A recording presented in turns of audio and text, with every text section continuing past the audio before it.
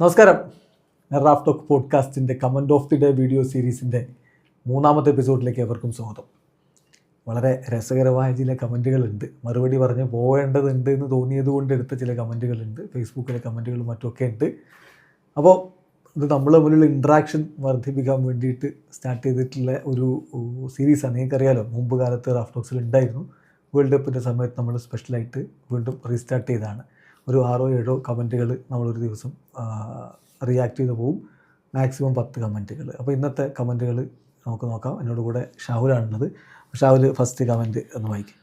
അപ്പോൾ first comment ഫേസ്ബുക്കിലുള്ള ഒരു കമൻറ്റാണ്. ബാലഗോപാൽ എന്ന് പറയുന്ന ഒരു വ്യക്തി കമൻ്റ് ഇട്ടാണ്. റാഫ് ടോക്കിൻ്റെ വിചാരം ഫുട്ബോൾ ഫുൾ അറിയുന്ന കൊണാണ്ടറൻ എന്നാണ്. ഞങ്ങളെ പ്രയോഗം എനിക്ക് ഇഷ്ടമായി. ഞങ്ങളെ കുറേ കാലങ്ങളായി ഇത് കാണുന്ന ആൾക്കാരാ ഞങ്ങൾ. നീ പൈസക്ക് വേണ്ടി എന്തെങ്കിലും പിന്നെ ഡേഷാണ് കേട്ടോ, ബ്രസീലിനെ വലിച്ച് എടുക്കണ്ട. പിന്നെ അതിനൊരു അതുപോലെ തന്നെയുള്ള വേറെ റിപ്ലൈ പോലെ കമന്റ് കൊടുത്തിട്ടുള്ളത് അൻസാർ എന്ന് പറഞ്ഞിട്ടുള്ളത്. നിനക്ക് വേറെ പണിയൊന്നും ഇല്ലേ റാഫ് ടോക്ക് എന്നും പറഞ്ഞ കുറേ ഇമോജീസ്.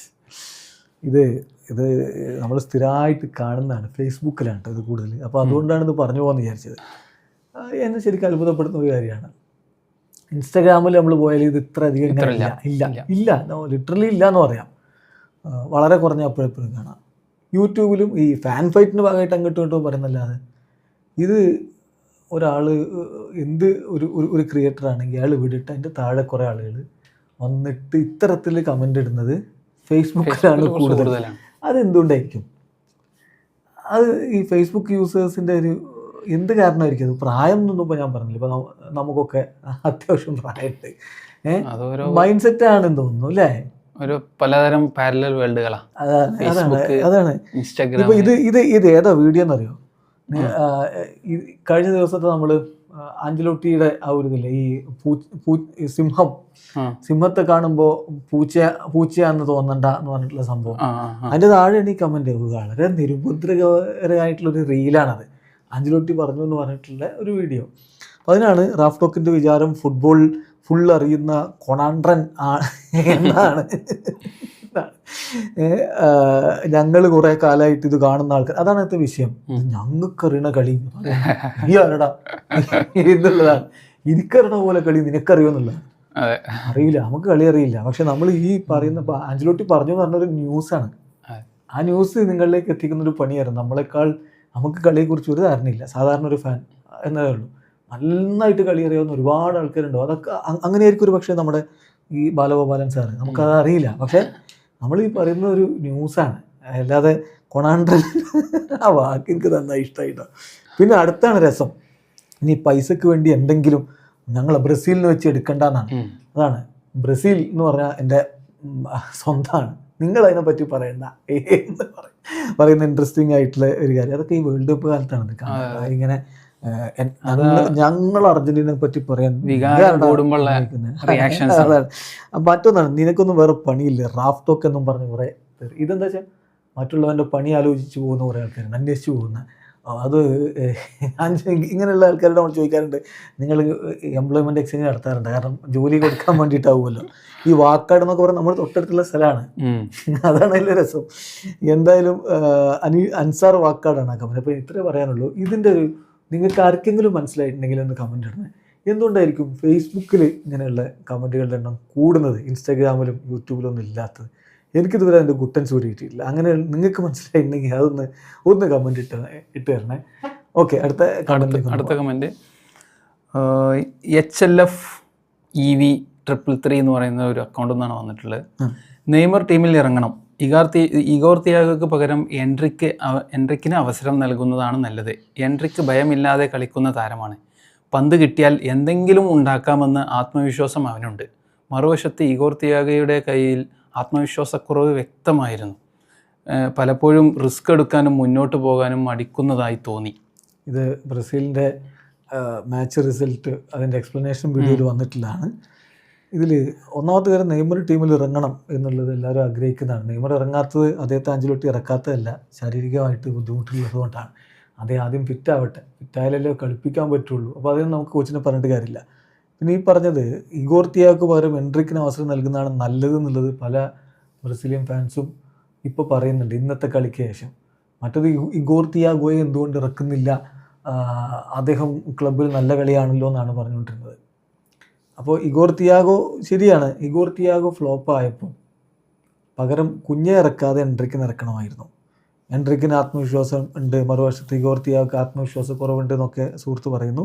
പക്ഷെ കളി അദ്ദേഹം നന്നായിട്ട് നിരീക്ഷിച്ചിട്ടുണ്ട്, എനിക്കതാണ് ഫീൽ ചെയ്തത്. റിസ്ക് എടുക്കാനും മുന്നോട്ട് പോകാനും ഒക്കെ ഇഗോർ തിയാഗോ മടിച്ചു എന്നുള്ളതാണ്. ഇഗോർ തിയാഗോയുടെ ഒരു കളി രീതി അതങ്ങനെ തന്നെയാണ്. അപ്പോൾ സുഹൃത്ത് നന്നായിട്ട് കളി നിരീക്ഷിച്ചിട്ടുണ്ട്, അതെനിക്ക് വലിയ സന്തോഷം തോന്നി. അതുകൊണ്ടാണ് ഈ കമൻറ്റ് ഞാൻ എടുത്തത്. പിന്നെ എന്താണെന്ന് വെച്ചാൽ ഈ പറഞ്ഞൊരു വിഷയം ആത്മവിശ്വാസക്കുറവ് ഇന്നത്തെ കളിയിൽ ബ്രസീലിന് ഉണ്ടായിരുന്നു എന്നുള്ളൊരു ഫീലിംഗ് മൊത്തത്തിൽ ഉണ്ട്. അത് കോച്ച് തന്നെ പറഞ്ഞിട്ടുണ്ടല്ലോ, അതൊരു കുറേ നെർവസ്നെസ് ഉണ്ടായിരുന്നു എന്നുള്ളത്. അപ്പോൾ ആ എക്സൈറ്റ്മെൻറ്റ് വളരെ കൂടുതലുണ്ടായിരുന്നു. അതൊക്കെ ആയിരിക്കണം ഇഷ്യൂ. ഏതായാലും കളി അദ്ദേഹം നിരീക്ഷിച്ചതിൽ സന്തോഷം. വേറൊരു കമൻറ്റ് പ്രമോദ് കുമാർ പയ്യ എന്ന് പറയുന്ന ഒരു അക്കൗണ്ടിൽ നിന്നാണ്. 100 കോടിയിലധികം പ്രതിഫലം കൊടുത്ത് തിരിച്ചറിവില്ലാത്ത ഒരു കോച്ചിനെ കൊണ്ടുവന്നു. ബ്രസീൽ അദ്ദേഹത്തിൻ്റെ സ്വന്തം രാജ്യമല്ല. അതിസമർത്ഥരായ ക്ലിനിക്കൽ ഫിനിഷിംഗ് ഉള്ള എൻട്രിക്ക്, റയാൻ എന്നിവർ പുറത്ത്. സ്പെയിനിനെ നോക്കിയാൽ യങ് പ്ലെയേഴ്സ് ആണ് അവരുടെ ശക്തി. ഇവിടെയോ മാത്രമല്ല, മധ്യനിരയിൽ ഹെൻറിക്കിനെ ആദ്യം കളിപ്പിച്ചില്ല. എൻട്രിക്ക്, റയാൻ, റാഫീഞ്ഞ ഇവർ നിർബന്ധമായും ടീമിലുണ്ടായാലേ ബ്രസീലിന് വേൾഡ് കപ്പ് അടിക്കാൻ പറ്റുകയുള്ളൂ എന്നാണ്.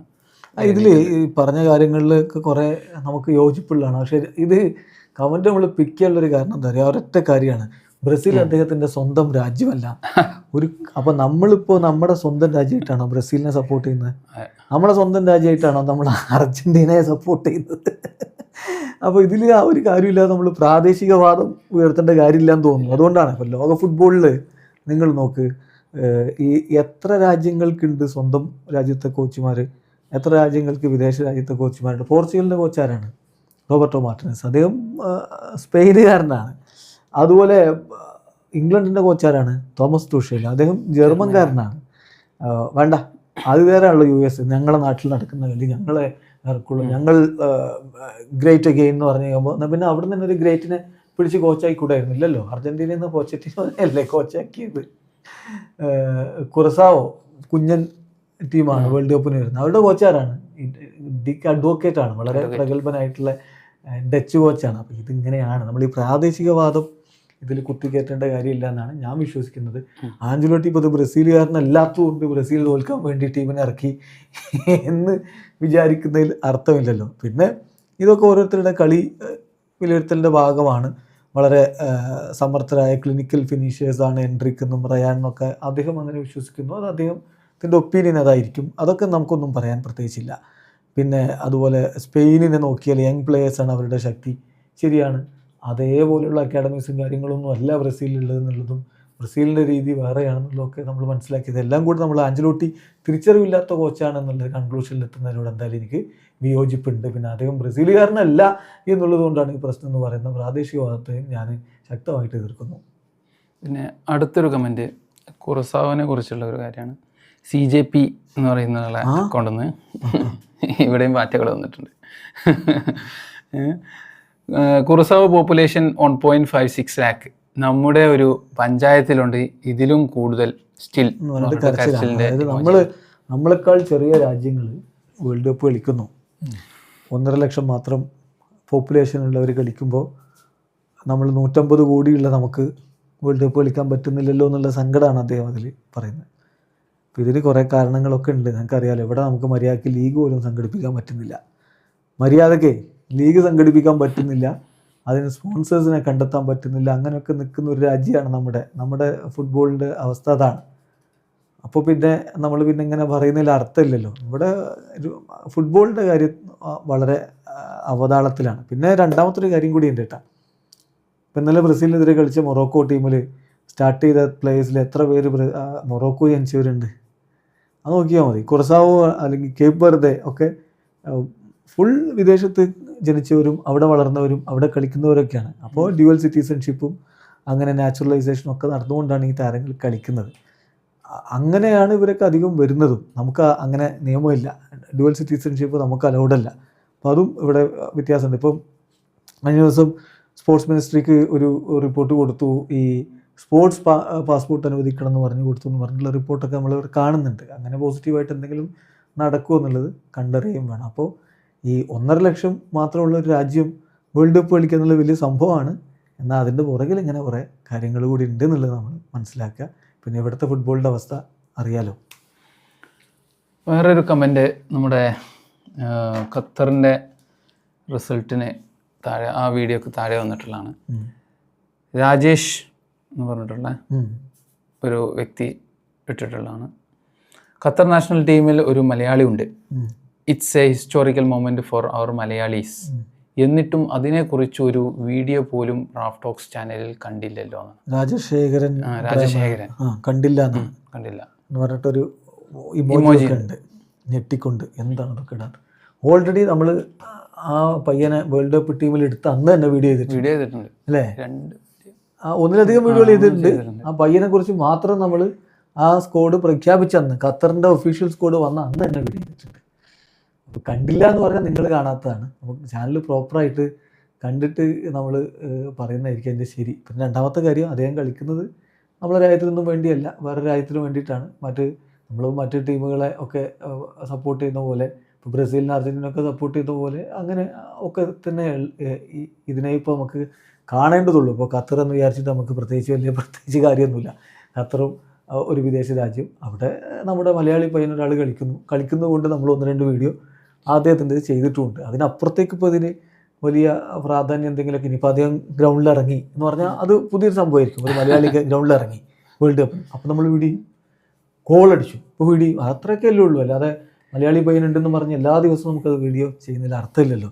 ഖത്തറിൻ്റെ സ്കോഡ് പ്രഖ്യാപിച്ച് തന്ന ആ പയ്യനെ കുറിച്ച് നമ്മൾ സെപ്പറേറ്റ് വീഡിയോ ചെയ്തിട്ടുണ്ട്. ഇനി അടുത്ത ഒരു കമൻറ്റ്, തുർക്കി ഓസ്ട്രേലിയ മത്സരത്തിൻ്റെ മാച്ച് റിപ്പോർട്ടിന് താഴെ ഒന്നാണ്. ZXXCB എന്ന ഒരു അക്കൗണ്ടിൽ നിന്നാണ് വന്നിട്ടുള്ളത്. കളിച്ചത് തുർക്കി, ബട്ട് ഓസ്ട്രേലിയ പണ്ടത്തെ ഇറ്റാലിയൻ ഡിഫൻസിനേക്കാൾ സൂപ്പറായ ഡിഫൻസ് ആയിരുന്നു. ഇതാണ് ഫുട്ബോൾ. അതാണ് നിരീക്ഷണം. ആ കളി ശരിക്കും കളിച്ചത് തുർക്കിയായിരുന്നു. തുർക്കി വേഴ്സസ് ഇറ്റലി, തുർക്കി വേഴ്സസ് ഓസ്ട്രേലിയ. അദ്ദേഹത്തിൻ്റെ കമന്റിൽ ഇറ്റലി കയറി വന്നു. അപ്പോൾ വളരെ മനോഹരമായിട്ട് തുർക്കി കളിക്കുന്നു, എത്ര അവസരങ്ങൾ ഉണ്ടാക്കുന്നു. ഗോളടിച്ച ഓസ്ട്രേലിയ അത് ഡിഫെൻഡ് ചെയ്യാം. ഇനി ഇങ്ങോട്ട് ബോൾ വരില്ല എന്ന് ഉറപ്പിച്ച് ബസ് പാർക്ക് ചെയ്ത് കളി ജയിക്കുകയാണ് ചെയ്യുന്നത്. അത് കൃത്യമായിട്ടുള്ളൊരു നിരീക്ഷണമാണ്. മുമ്പത്തെ ഇറ്റാലിയൻ ഡിഫൻസ് അറിയാലോ. ഇറ്റാലിയൻ ഡിഫൻസ് എന്ന് പറഞ്ഞാൽ എല്ലാവർക്കും ഒരു ഭയമാണ്, അതെങ്ങനെ പൊളിക്കും എന്നുള്ളത്. അലസാൻഡ്രോ നെസ്റ്റയും അതുപോലെ നമുക്ക് ഒരുപാട് സെൻട്രൽ ബാക്കുമാരെ അങ്ങനെ പറയാൻ പറ്റും. ഇപ്പോൾ കന്നവരോ, നെസ്റ്റ, ഇങ്ങനെയൊക്കെയുള്ള ആളുകൾ, മാൽദീനി, ഇങ്ങനെയൊക്കെയുള്ളൊരു ഡിഫൻസ്, അതിനെ പൊളിക്കുക എന്നുള്ള ബുദ്ധിമുട്ടേറിയ ഒരു കാലമാണ്. അതുപോലെ നിരന്ന് നിന്നു എന്നാണ് പറയുന്നത്. തീർച്ചയായിട്ടും ഇത് ഒരു ബിഗ് അച്ചീവ്മെൻ്റാണ് ഓസ്ട്രേലിയ നടത്തിയത്. നല്ല രൂപത്തിൽ കളിച്ച് തുർക്കിയെ ഒരു പിടിച്ചു കിട്ടി. സോ ആ സുഹൃത്തിൻ്റെ കളി നിരീക്ഷണത്തിന് അഭിനന്ദനങ്ങൾ. ഇറ്റാലിയൻ ഫുട്ബോളിൻ്റെ അന്നത്തെ ഡിഫൻസ് പോലെ ഒരു ഡിഫൻസ്. പക്ഷേ ഇപ്പോൾ ഇറ്റലി എന്തായി എന്നുള്ളത് വേറെ ചോദ്യം. അടുത്ത കമൻ്റ് ആണെന്ന് തോന്നുന്നു. അടുത്ത ഒരു അവസാനത്തെ കമൻ്റാണ്. ജയരാജ് ജയൻ എന്ന് പറഞ്ഞിട്ടുള്ള അക്കൗണ്ടിൽ നിന്നാണ്. ഒരു സമ്മർദ്ദവും ഇല്ലാതെ കളി കാണുന്ന ഫാൻസ് ഞങ്ങളാണ്. ജയ് ഇറ്റലി ഫാൻസ്. അതാണ് അതിലെ കാര്യം. ഇത് സത്യമാണ്. ഒരുപാട് ഇറ്റലി ഫാൻസ് നമ്മുടെ നാട്ടിലുണ്ട്. കഴിഞ്ഞൊരു 3 വേൾഡ് കപ്പ് ഇറ്റലി കളിച്ചിട്ടില്ല. ഈ വേൾഡ് കപ്പും കൂടി 3 വേൾഡ് കപ്പായി ഇറ്റലി ഇല്ല. 4 ലോക കിരീടങ്ങൾ ചൂടിയ ടീമാണ്. അവർക്ക് 3 വേൾഡ് കപ്പായിട്ട് യോഗ്യതയില്ല. അതൊക്കെ വല്ലാത്ത അവസ്ഥയല്ലേ? തീർച്ചയായിട്ടും. കാരണം ടോപ്പ് 5 ലീഗിലെ ഒരു ലീഗ് ഇറ്റാലിയൻ ലീഗാണ്. അങ്ങനെയൊക്കെ ഫുട്ബോൾ ഉണ്ടായിട്ടും വേൾഡ് കപ്പിന് യോഗ്യതയില്ല. നമ്മൾ ഇന്ത്യക്കാരെ പോലെ തന്നെ ഇന്ത്യ വേൾഡ് കപ്പ് കൊല്ലം കളിക്കുന്നില്ലല്ലോ, അതുപോലെ ഇറ്റലിയും കളിക്കുന്നില്ല. അപ്പോൾ ആണെങ്കിൽ നിങ്ങൾ ചോദിക്കും അവരിപ്പോൾ നല്ല ലീഗില്ലാത്തതുകൊണ്ടാണോ എന്ന്. അതാണ് ഇതിൻ്റെയൊക്കെ ഒരു അവസ്ഥ എന്ന് പറയുന്നത്. പിന്നെ ക്വാളിഫിക്കേഷൻ സിസ്റ്റത്തിലെ വ്യത്യാസങ്ങളുണ്ട് എന്നുള്ളതും കൂടി നമ്മൾ ഓർക്കണം. പിന്നെ ഇതിലെ സംഭവം എന്താണെന്ന് വെച്ചാൽ 4 തവണ വേൾഡ് കപ്പ് നേടിയ ഇറ്റലിക്ക് അത്രയധികം ഫാൻസ് നമ്മുടെ നാട്ടിലുണ്ട്. ഇറ്റലിക്ക് വേൾഡ് കപ്പിന് സാധ്യത എന്ന് പറഞ്ഞാൽ നമ്മളൊരു വീഡിയോ ഇട്ട് നോക്കട്ടെ, അപ്പോൾ കാണാം അതിൻ്റെ ആ ഒരു ഫാൻസിൻ്റെ പവർ. അത്രയും ഫാൻസ് ഉണ്ട്. അവിടെ അൺഫോർച്ചുനേറ്റ്ലി അവർക്ക് എത്താൻ പറ്റുന്നില്ല എന്നുള്ളത് തീർച്ചയായിട്ടും നിരാശാജനകമായിട്ടുള്ളൊരു കാര്യമാണ്. അദ്ദേഹം അത് തമാശയാക്കി എടുത്തു. ജയ് ഇറ്റലി ഫാൻസ്. ഒരു സമ്മർദ്ദവും ഇല്ലാതെ മുഴുവൻ കളി കാണുക. ഇതിപ്പോൾ ഒരു അർജൻറ്റീന ഫാനാണ് അല്ലെങ്കിൽ ഒരു ബ്രസീൽ ഫാനാണ്. ബ്രസീൽ ഫാൻസ് ഇപ്പോൾ ഇന്നലെ മൊറോക്കോയുടെ കളി കണ്ടത് എങ്ങനെയായിരിക്കും? മൊറോക്കോക്കെതിരെയുള്ള ആകെ വല്ലാത്ത ടെൻഷനാണ്. അർജന്റീനക്കാർ അവരെ കളി കാണുമ്പോൾ അവരിപ്പോൾ എത്ര ഞങ്ങൾ കഴിഞ്ഞ തവണ കപ്പെടുത്താൻ ഞങ്ങൾക്ക് ടെൻഷനില്ല എന്ന് പറഞ്ഞാൽ അത് മുൻകൂർ ജാമ്യമാണ്, തവണ തോൽക്കുന്നുള്ള പേടിക്കാണ്. അപ്പോൾ കളി കാണാനിരിക്കുമ്പോൾ എത്ര തവണ കപ്പെടുത്താലും ആ കളി കാണാനിരിക്കുമ്പോൾ ഒരു ആദിയും ആന്തലും ഒക്കെ വെച്ചിട്ടായിരിക്കും ഇങ്ങനെ കണ്ടുകൊണ്ടിരിക്കുന്നുണ്ടാവുക. അപ്പോൾ അതൊന്നുമില്ലാതെ കാണാൻ പറ്റും വേൾഡ് കപ്പ് മുഴുവൻ എന്ന് പറഞ്ഞാൽ വലിയ സന്തോഷമുള്ള കാര്യമല്ലേ. അതിൽ ഇറ്റലി ഫാൻസിന് തന്നെ നമ്മൾ കപ്പ് കൊടുക്കണം. ജയ് ഇറ്റലി ഫാൻസ്. അപ്പോൾ എന്തായാലും ഇന്നത്തെ കമൻറ്റുകൾ നമ്മളിവിടെ അവസാനിപ്പിക്കുകയാണ്. നാളെ നിങ്ങൾ നല്ല നല്ല കമൻറ്റുകൾ ഇടുക, നമുക്കത് ഡിസ്കസ് ചെയ്യാം. നാളെ അടുത്ത എപ്പിസോഡുമായിട്ട് വീണ്ടും കാണാം.